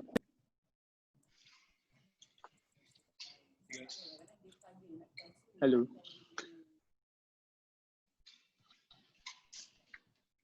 Oh, there's a QR code there.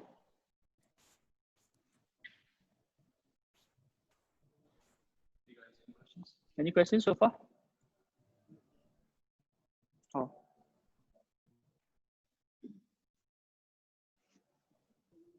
No questions? Nothing? Zero? Yep. Crystal clear? Yeah, so let me just call names. Susan, have any question? You can unmute your mic. Don't be shy.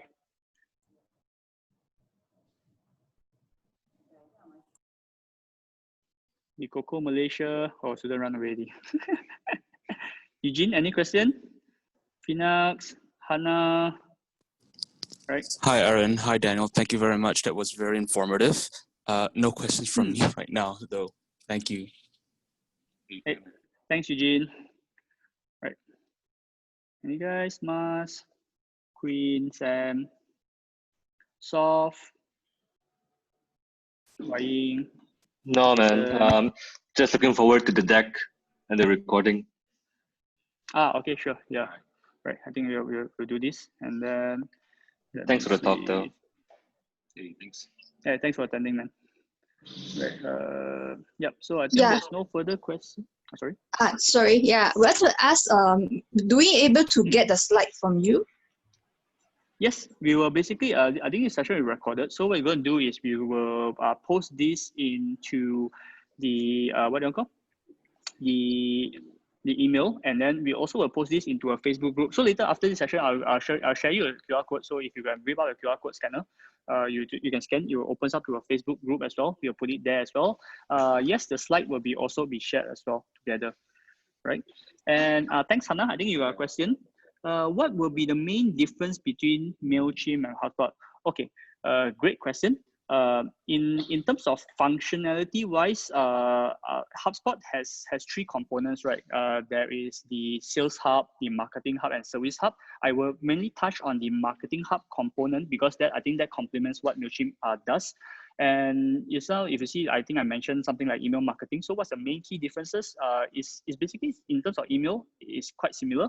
But what HubSpot does better in a certain sense is more on the marketing automation bit, right?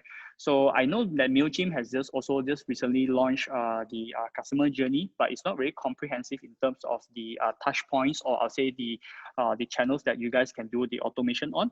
So that is one, for example. So because again, when you map out your customer journey, right, your buyer's journey, right, it doesn't not just on the email side, not just the nurturing component that you worry about. You might also worry about like when does the customer returns back to your website. And let's say, for example, if a customer return back to a particular site, what is the automation will kick in? For example, if you do nurturing like 4 or 5 emails, a customer opens up your email, click read through and things like that. In MailChimp, it's great because it shows you the numbers like how much you're opening, you know, and things like that. HubSpot does it as well. But one of the key points is like, for example, if you have an automation sets into, let's say, for example, a pricing page, because your customer went through like 3 or 5 times of the email already, right? Maybe, for example, from the awareness stage itself, they might decide that, hey, I wanted to know more about pricing. Maybe I want to buy the solution, right? It goes to your pricing page. In HubSpot, you're able to do automation. For example, if you say if a customer is under this workflow, which is your inbound marketing, this campaign workflow, and it goes to a pricing page, for example, something can get triggered, right? For example, your sales guy straight away hits to the top of the list, right? Says that, oh, this is a priority. This customer has visited your pricing page. And if a customer maybe, for example, just take a look, right? Not that keen yet or something like that, you can get your sales guys to go and reach out to them instead. It's very different in the way that what MailChimp does, because the automation bit for MailChimp is not that sophisticated compared to HubSpot, right?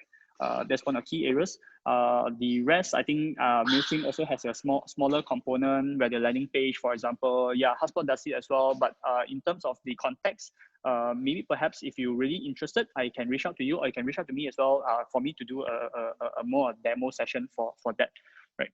So I think that's the main key difference is the automation for the HubSpot and Mailchimp. Right, AG, my name is Yes. Mas. I just know about HubSpot and start using it, but still on a free version, all right? Because I'm Okay. doing All right. this B2B, all right? We do a services coaching for halal, GMP, and HESL. All right. All right. I need you advise me for me to do for upgrading. That's one. Okay, from the Okay. free version. Is it suitable for me to directly go into the another level of subscribe? That's one. All right. Okay. Number two is for this HubSpot. Let's say I upgrade certain things. Okay, I subscribe for the paid one. Is it anybody will help me or to teach me how to fully utilize of the software? Yes, okay, can. So let me answer your question, Mas. Thank you for your question. So this one I understood from this. Let me just recap. So you are basically using a paid version right now, and then you're looking on as a B2B business, you want to upgrade for GMP halal, right? You want to upgrade in the next year. Usually what we do is what we call a discovery session, is really to understand the context of your business, right? And then what do you need to upgrade for, right? Usually you will ask like, I need to pay, why, right? And then usually what we do is our Launchpad will basically do a kind of like a session to discover further about your business, how does HubSpot, upgrading HubSpot works for you. And number two is that you understand, like, for example, it will be training and implementation. Yes, we do provide that service itself into two key areas. Number one is to understand what you try to achieve as a business overall, and how do you use these processes that you have in place right now. For example, maybe it might be from paper and pen, Excel, or if you have a some organization or a bit small company that just talk verbally, right? So this is my process, right? Take this and document it and put it into a system like HubSpot, right? And then moving forward, after the implementation, we will do a training as well. Means that your marketers, as a business owner, as also your sales guys were able to understand to use HubSpot. Not only that, because if your business also requires some of the components like Service Hub, if you use Zendesk or you use other systems, you might also look at the process of like so-called consolidating into a platform, for example. That will perhaps give you a bit more value. But how to do this is maybe perhaps we have another session as well to reach out to you to understand what your business does, and then how can you use HubSpot further. Or anybody can I contact for further discuss on these matters? Yes. So I mean, I guess you have my contact number. I'll maybe perhaps I can message you or something like that, right? On this. So your Mas, right? Yep. I think I have we have your email. So maybe I'll just reach out for you after this session. Yes, please. Okay. Ken, thank you very much. All right. Thanks for Daniel. What is the best steps, or let's say we have a brand, but according to your methodology, ours is not well known, right? Normally we build we call it triangle. We have our team, we are ISO certified, then we don't have the brand. What is your advice? Because people said, okay, we go into the ISOs and all that. Okay, we have our system, we have our team, then we don't have the brand. That what I realized when you do the presentation just now. Okay, any advice from you, or might be we need to sit and discuss further for this branding? Because what I realized it when we do the digital marketing, the brand is not there, then the awareness also getting less and less. That's what I realized. Okay, Daniel, need opinion from you. Thank you. Normally, okay, this is how we do it. Okay, basically branding starts from internal, so it's not a external facing task. That's only later in phase 3. But in phase 1 and phase 2, it's very internal basis. So it's very internal forward. In order to find your brand, we have to really dive deep into the founders, especially the founders, the marketing teams, right? The core essence of the brand. So we do this via workshops. The only way to extract the actual strategy of the brand is through workshops. So when you saw phase 1 plan in under our holistic branding methodology, phase 1 is pure workshops. It's all workshops. So basically what we do is, normally I do workshops with Aaron, holistic branding and marketing. We come in with your core people, your key people, the leaders, the founders, the key marketing leaders or sales, whoever is involved in a high level will participate in the workshop, and you go through that process. So it's really discovering who you are, why you exist, how you want to transform the world. So we craft out a lot of words, a lot of keywords. We convert that into a blueprint. Basically, you really align on a verbal basis first, mindset and verbal basis first. So when everyone's aligned towards things like the vision, the values, the keywords, the essence, you have that all figured out. You understand how we craft the positioning better. You understand how you are different from your competitors, how you are different from the market, right? Then we start to sort of execute it. And that's phase 2. So it's very hard to explain what the workshop comes in.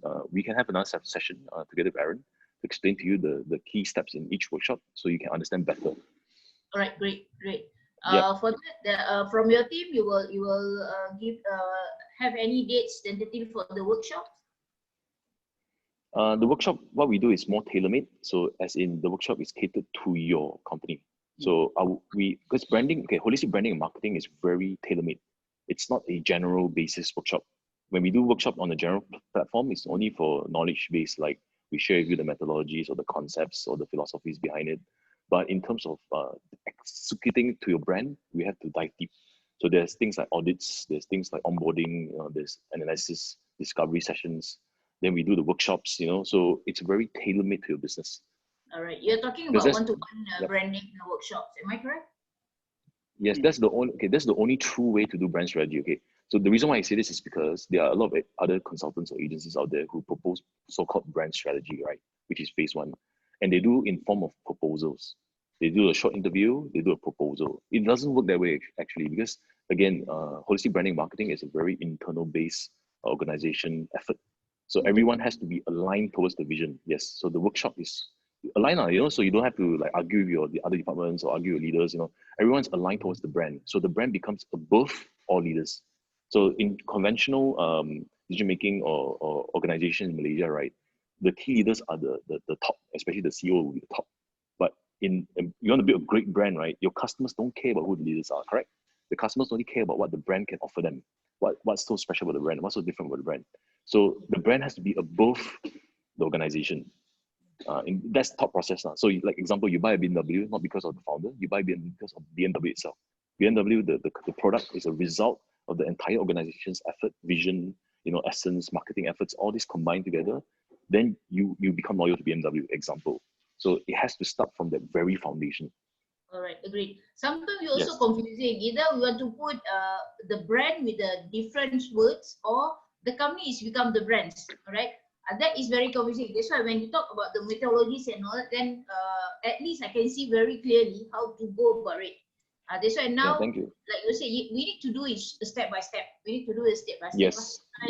Yes. I think, let's say you have that type of thing. I think a lot of you are talking about micro SME.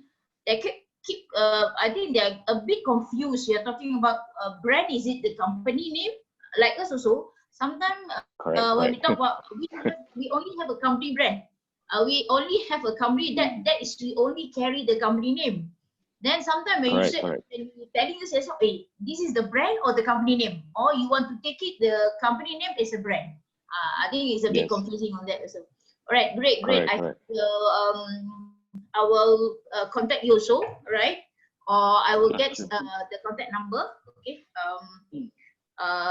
This is my contact number. All right.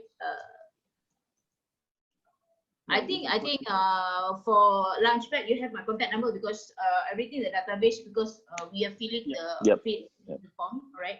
I love to work towards that. Okay.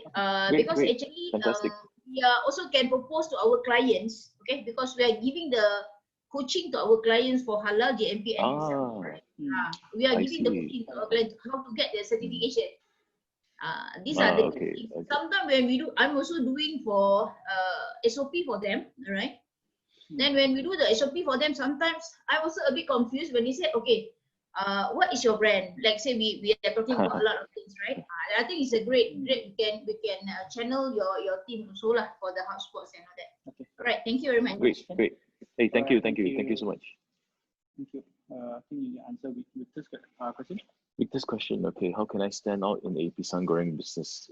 Again, like I said, it's really about finding your core. Okay, I know most consultants or agencies will advise you to do something very creative, stand out of the box, out of the box, if a competitor sells pisang goreng, you just do something very different, or you do a lot of advertising, you spend more ads, basically, again, we'll talk about foundation building, right? Holistic branding marketing is all about building the right foundations. So you really ask yourself, like, what you stand for, what's your belief system, are you trying to change the world through natural and organic pisang? Or are you trying to change the world through super large pisang? You believe everything should be bigger. You want to spread the joy of happiness of big stuff in the world. So it goes very foundational first, because your pisang is just a product. It's an offering from your brand. And who knows, one day pisang might be gone, right? Market change. The climate change happens. Pisang disappear from the world. So your brand still has to exist, right? So your brand has to exist beyond the product and service. So it's about really finding your purpose in this world, and then establishing what kind of products can sort of resonate or expand from your brand beliefs, right? Yeah, I think to add on that, right, because that Daniel mentioned on the brand building. So the marketing is a lot of the communication, right? So once you have set up all the fundamentals of a brand itself, right, and marketing's role is to actually communicate this to the public, right? Your offerings, what kind of solutions are you providing? It's not referring to a product, because in Malaysia we see a lot of companies are looking on the product specific or solution specific kind of area.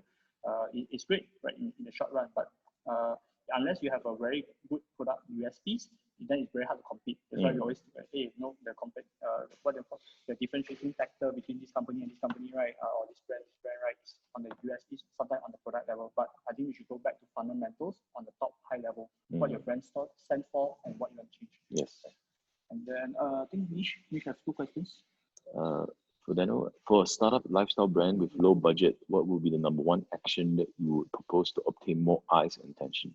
Okay, so more eyes and attention is actually more marketing role, because marketing is supposed to spread the awareness and grab the attention for you. In terms of branding, of course, we assist marketing for the reach. So example, let's say you want to do a very creative campaign. So in the branding point of view, we would do more creative campaigns. But basically, we creative campaign without the marketing campaign, without the data, doesn't work. So it has to come together. If you say more eyes and attention, just basically, if your objective is just to grab eyes, then just do something different from the norm. So we follow a principle called I think for low budget brands, you don't think about holistic brand building too much, because it's very costly, it's very time consuming. There are budget solutions, but let's say if you really want fast action, number one action, right? Again, go back to fundamentals of differentiation, right? Grabbing attention, right? So example, let me use the pisang goreng example. So let's say you have your competitors along the street. Everyone is selling pisang goreng, fighting on price, like 20 cents, 30 cents, they goreng the same style. So probably competing on just quality of taste and price of the pisang, right? So you fight, there's no end. So what's the brand, right? How do you stand out and grab? So is it the way you dress yourself, the uniform? Is it every time your customer comes and you greet them like "Selamat pagi," like happy, you have a chant, you sing a song. Maybe you have a mascot at the corner, pisang goreng mascot, example, things like that. But of course, the basic of the quality of the banana should be there, the price should be right, it's just added value, you're trying to add value, do something a bit different, maybe you build a pisang goreng sculpture next to your store, I don't know, right? So there's a lot of other ways to look at it creatively, but again, it still comes back to your foundation, because if you can't build, if you don't understand your DNA, what you stand for, your purpose, you can't carry a lot of this so-called creative stuff, maybe your personalities don't match, maybe your belief is you want to organize the world, you want to make sure everything is orderly, you want to make sure every pisang is nicely ordered. Then someone proposes you a crazy idea and go wild and crazy, but you can't carry it, the team can't carry it, the people you hire are not extroverted people, they're more introverted. So again, it really boils down to the culture, it boils down to the foundation. So I think I add on Daniel's side, like if let's say you're looking at a startup lifestyle brand with low budget, right? So the first area I look at is that in terms of like there's the particular methodology is called a guerrilla marketing. The way of how you want to do it is by this author called J. Levine Conrad or something like that. Right? You can just Google it up. So what you talk about guerrilla marketing is that yes, you do small things that actually creates a very huge impact. Example, right? You want to create a lot of brand awareness. let's say, for example, if you go to a convention hall, for example, how do you get brand notice? Like, for example, you go to a convention hall, you only have like one booth right in the corner somewhere, hidden there, and people don't know about you. Find ways to actually get into customers' attention. Like, for example, I've seen people just take stickers, right? Just literally throw all the floor. It's a bit unethical, right? But again, when people say, hey, what's this on the floor, right? Like so many of these brand stickers, for example, right? Then they're like, or tie balloon in the cars. Yeah, tie balloon, or they hijack the Wi-Fi, for example, they put in more Wi-Fi terminals, right? And then people log into the Wi-Fi, see, hey, what's this brand is about, right? For example. There's no ways to do it, but it's more like more creative area. I think on the brand side, you look at the visuals, for example, can be more eye-catchy and things like that. It definitely helps a lot. But again, like the way of how you want to do it, whether it is on digital or not, is how you want to fundamental plan it. For me, I usually put it where you always need to plan it, and then you subsequently just execute it. Yeah. So low budget brands put a lot more thought process. What channel is more effective for you? In terms of all the different mediums, right? Ads or SEO or what, right? So understood like which channel to focus, what kind of strategies you want to use, right? Inbound generally is a bit longer term. Really depends on the things that you're offering. But lifestyle brand generally is more eye-catching kind of stuff. Yeah. One last thing is that question for Aaron in regards to content marketing. Can you share ways of retaining customer and subscribers?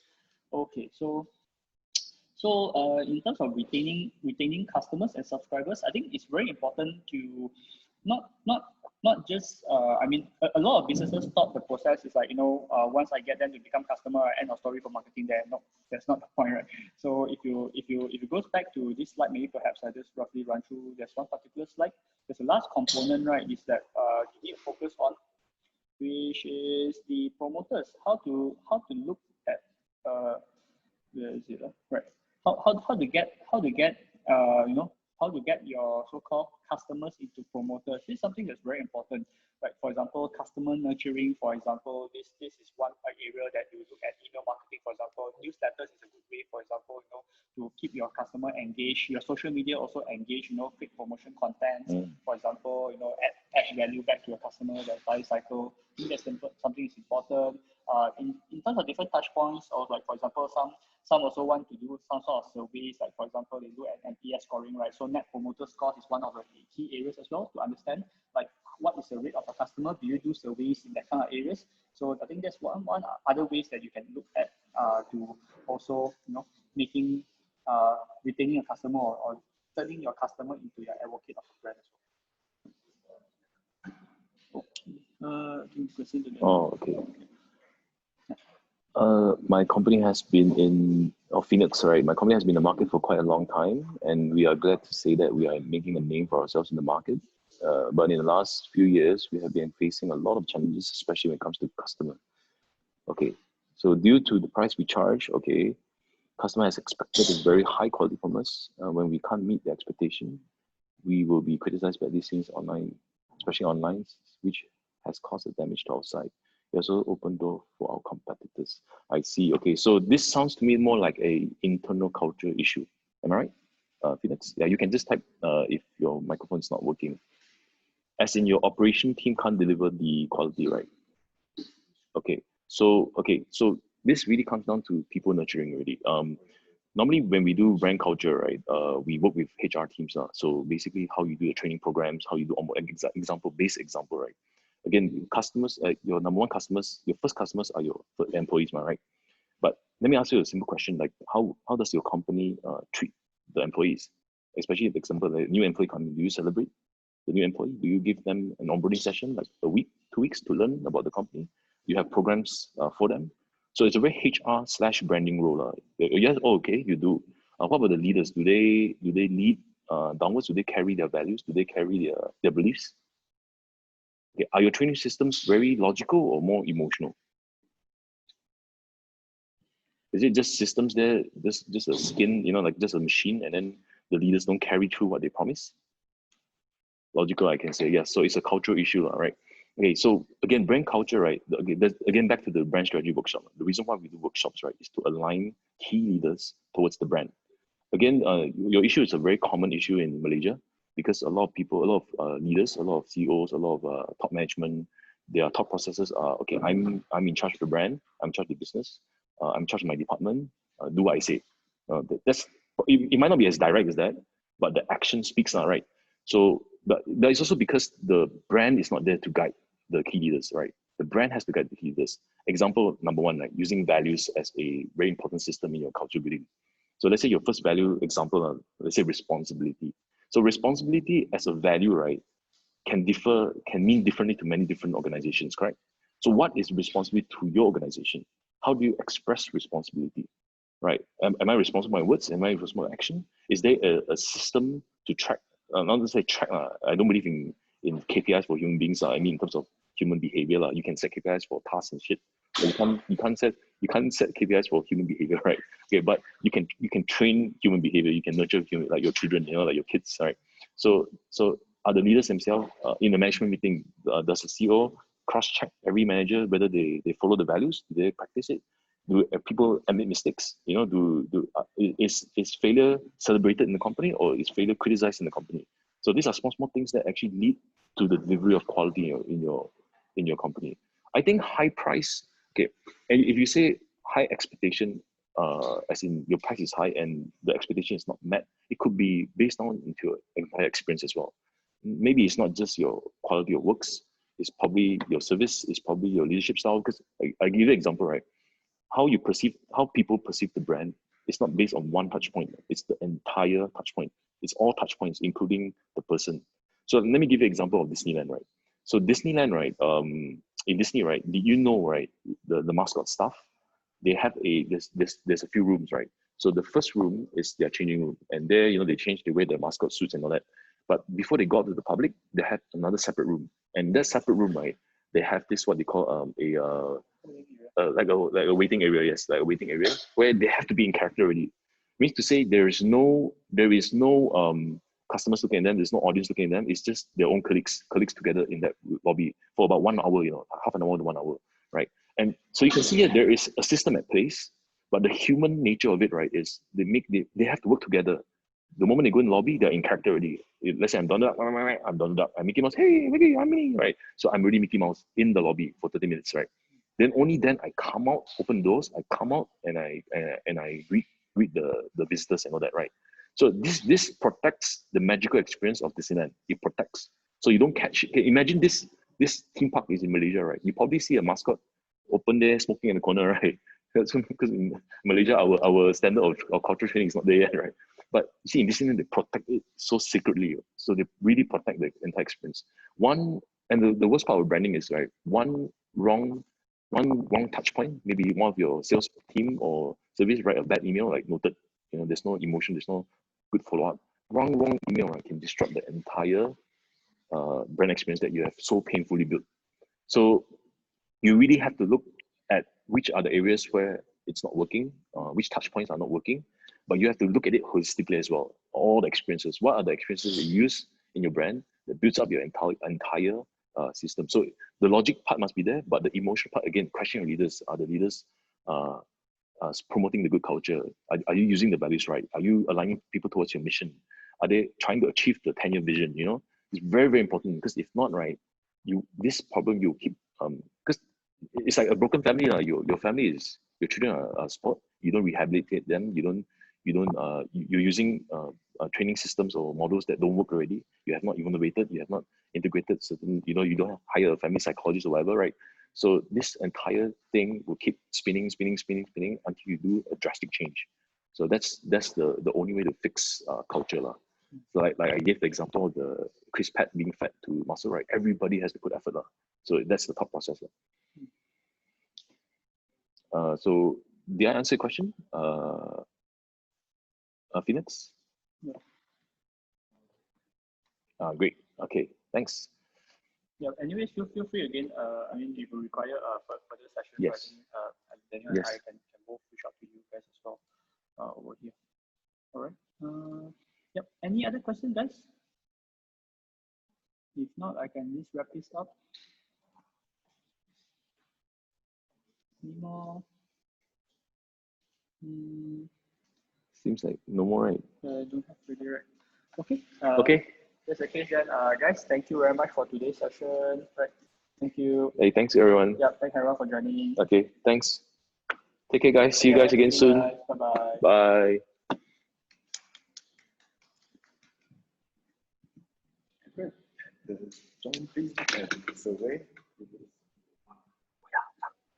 You never place a survey, ah? I send my email.